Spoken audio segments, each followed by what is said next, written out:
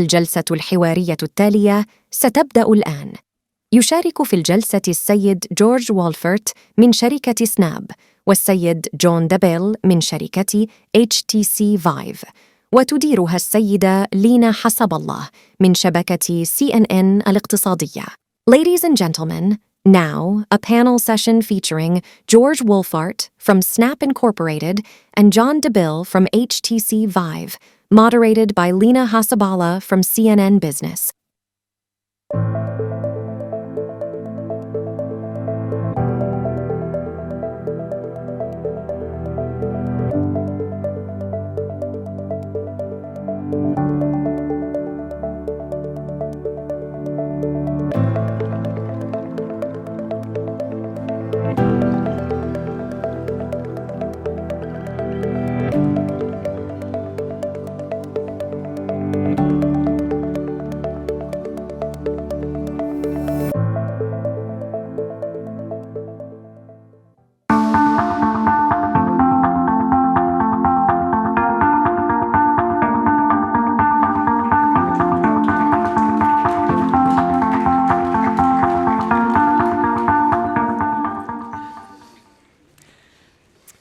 Oh, the music stops, so that means we get to start.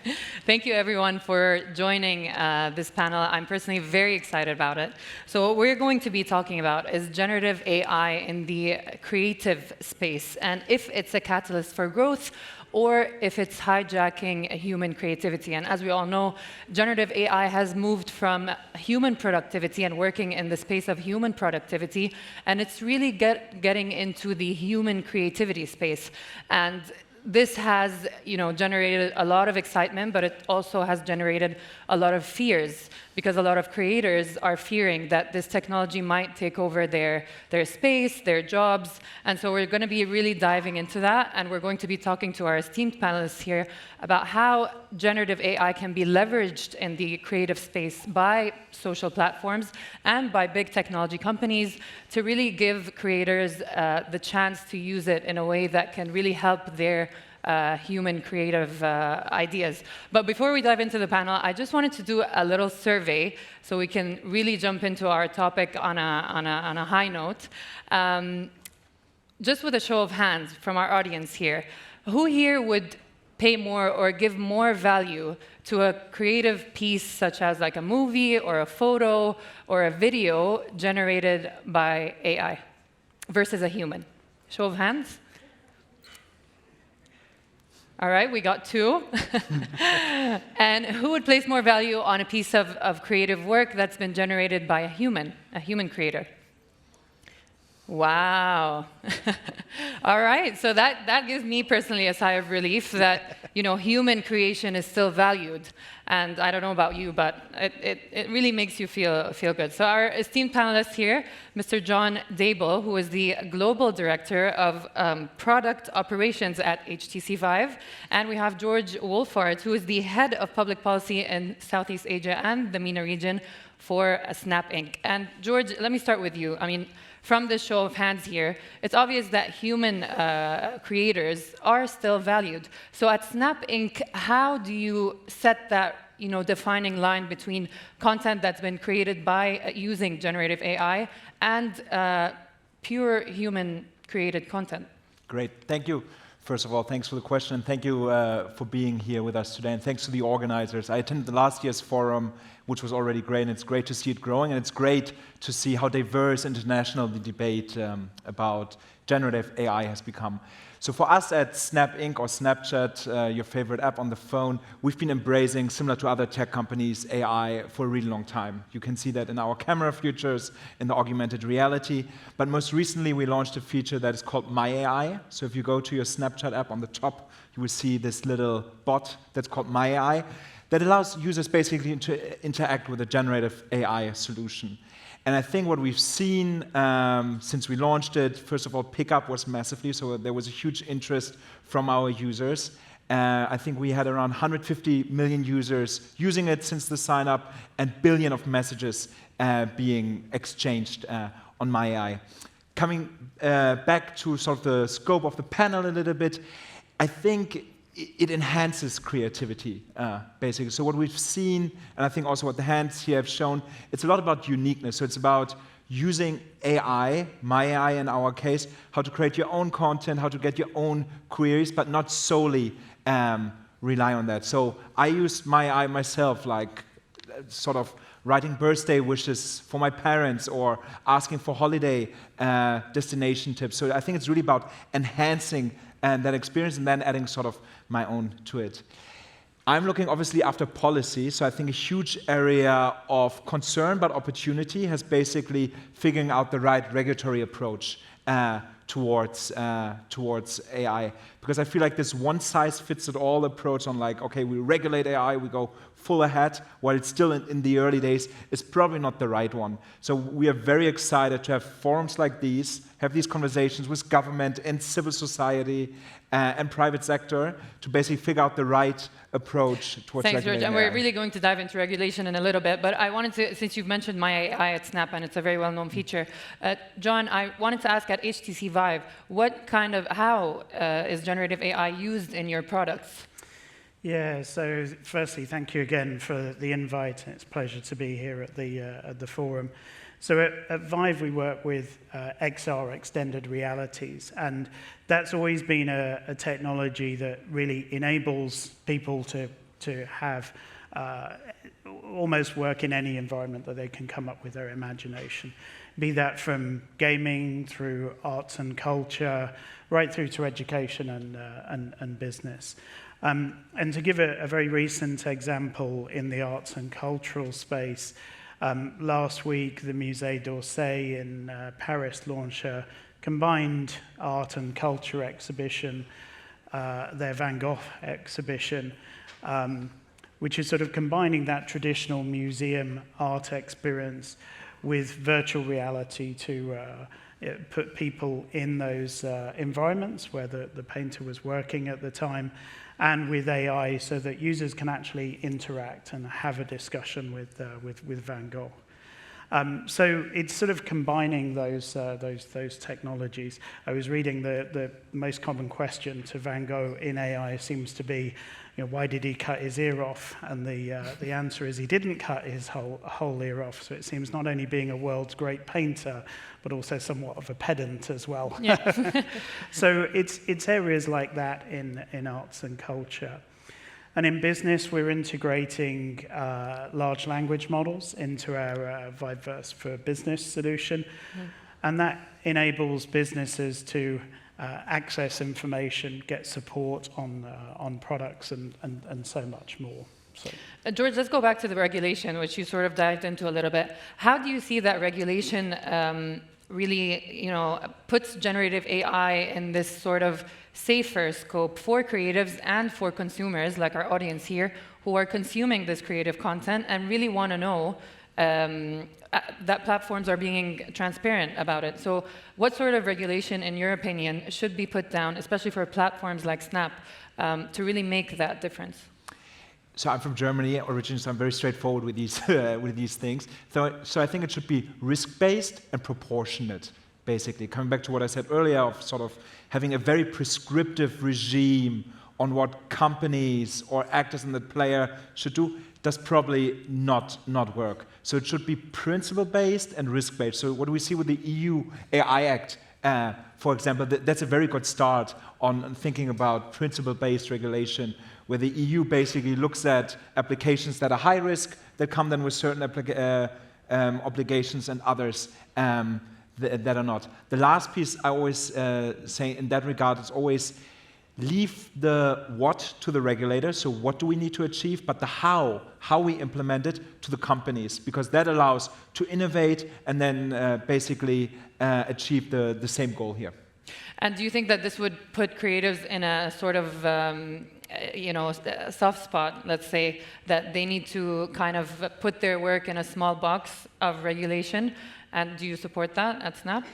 No, I think ideally every type of regulation, it does not prohibit certain things, it gets safeguards in place, but then enables creators to do more, enables company to do more. So I think that's the way to think about regulation. All right. And John, at HTC Vive, obviously it's more of a, that you're the head of the global product operations. So in terms of products and these new tech products that are using GenAI technology, what's your view on regulation and how it's supposed to be implemented? Yeah, I think as George says, there's a lot of sensible approaches happening, the EU Act, and taking this risk-based approach, and that's something that we support, where the regulators are saying there's certain areas where AI doesn't trust, higher risk areas such as employee onboarding, where there's more personal information involved, and that applies in our solutions as well, where we're working with customer data and lower risk areas. And I think we heard yesterday in the opening speech from His Excellency that the local government is supporting that innovation. And I think, as George says again, it's really important that you have that businesses can progress rapidly. And I think regulators are learning perhaps from mistakes in the past and are being more engaged at this point. And obviously both of you work in a very global space. George, Southeast Asia and the MENA region, John in the global space. Is it different? Do you find it's different from country to country, region to region? And where do you feel regionally is going to be, the future of generative AI space? Yeah, I think if I go first, there is a lot of differences. I think, again, if we look at my own government from the UK, there's been 5 areas identified for progression, key areas of technology for the government that they're investing in and supporting businesses on. One is AI, the other one is XR. In other areas, I think we've seen countries, perhaps a little bit behind both in regulation and supporting some of these new technologies. And we're trying to work with a number of those governments around the world and really progress these technologies forward. And George? Yeah, definitely there are a lot of differences, but I feel it's a rush. Like everyone is rushing now towards AI. It's a buzzword. Everyone is focusing on it. I think in some occasions and in some countries, it's really important also to take a step back, sort of demystify AI a little bit, and then look what you're trying to achieve here. Because it's easy to talk about AI. It's easy, like we want to regulate it, but there is a rush in a sense because technology is emerging quickly. But you shouldn't rush it too quickly, basically.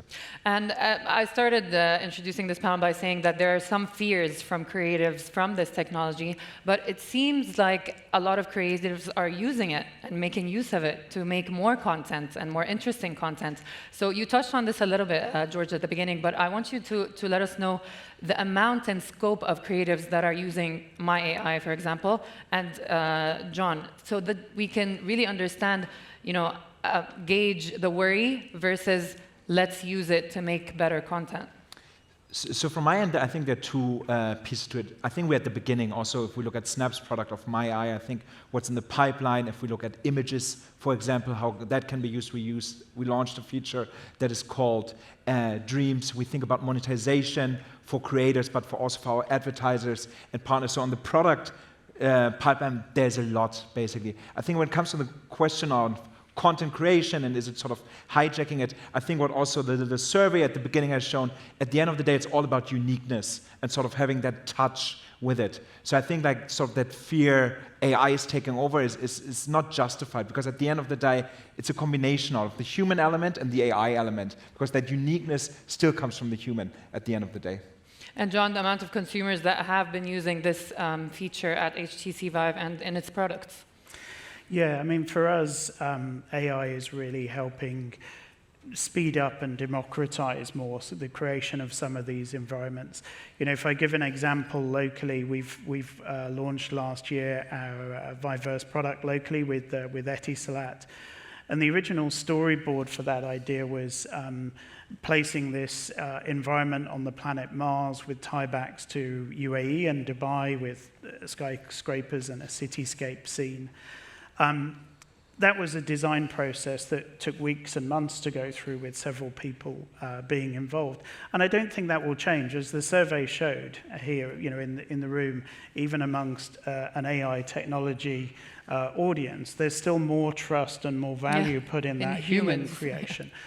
But what it does allow us to do, and where we see the technology going, is it allows people without those skills to create an environment. So in the very near future, it will be, if you can describe an environment in a few words, the AI engines will be able to create that space for you. So you don't need the technical skills as much, and you don't need the artistic experience to generate those environments. So it literally powers our XR solutions, and whatever you can imagine, as long as you can talk about it, the AI engines can create that for you. George, you want to jump in? Yeah, maybe I can quickly jump in on the trust component, because I think this is really crucial, and I think without overanalyzing the survey, now obviously trust is a key component. How do you achieve trust is basically, trust I believe is achieved by transparency, first of all, that you understand it, and then by best practices. And I think this is really crucial when you develop AI, but also when you regulate it, having that sort of transparency principle in mind. Yeah, for sure. And John, you touched upon in the near future what we would be able to do, and I wanted to ask you, because you both work for rather large and popular companies and platforms, are there any future projects using this technology that are in the works that you can let us know about? Let's start with you, John. Yeah, I mean, we're constantly innovating at HTC, and one of the things that we've always been, very proud of is working closely with our customers. So one of the things we try and do is, take the large language models that we're integrating into our systems. We've got some ideas of how that will be used by businesses, but we're really enabling businesses to also generate those new ideas and move that forward. So yeah, there's always lots of exciting tech and new stories to come. And George? I think for us it's also about localizing. I think there was a nice white paper by the Dubai Future Foundation a couple of months ago that focused on the lack of Arabic language models. And I think if you especially want to be successful in the Middle East, but in every part of the world we look after, you need to localize to a certain extent. So that is really top of mind for us. Do you think generative AI will still be in the headlines next year in 2024? Or in your view, do you think there's going to be another contender in the works? I think, my view on this, sometimes we're a bit blinkered, and perhaps from, obviously not CNN, but from certain the mainstream media tend to focus on... We like to learn from the experts. We like to learn from the experts. So, a couple of years ago it was blockchain, last year it was metaverse, now it's AI. Those earlier technologies, haven't disappeared. Blockchain and metaverse is very much there in use today, both by consumers for entertainment and for businesses as well. And it's really about, combining those technologies. So it's always difficult to predict that next trend, but I think we'll probably see something else come up the hype cycle a bit next year. But that certainly doesn't mean that the focus is going to go away on AI. As I said, a lot of governments, recognize the potential of the technology and are supporting businesses in their regions to drive that forward. And George, your view on this? I think it will stay with us, but I think the discussion will be more specialized. I guess I think there will be more deep dives into regulation, more deep dives into the commercial element. So more specialized discussions, which are great, because then you also build up the technical expertise to have these discussions. All right, and let me end with the main question of our panel, the title of our panel. Is generative AI a catalyst for growth, or will it hijack human creativity? I'll start with you, George, this time. I'm an optimist, so I think it's a catalyst if used in the right way. And for the right way, we need right regulation, basically. John? Yeah, I would agree. It's definitely a catalyst. It comes back to George's point about trust. Being able to differentiate between human-created content versus AI-created content is important, but that AI-generated content can supercharge what we're doing in some of these technologies today. All right, thank you so much for your thoughts. Very insightful and informative. And I want to thank our audience for following this panel. Thank you very much. Thank you. Thank you.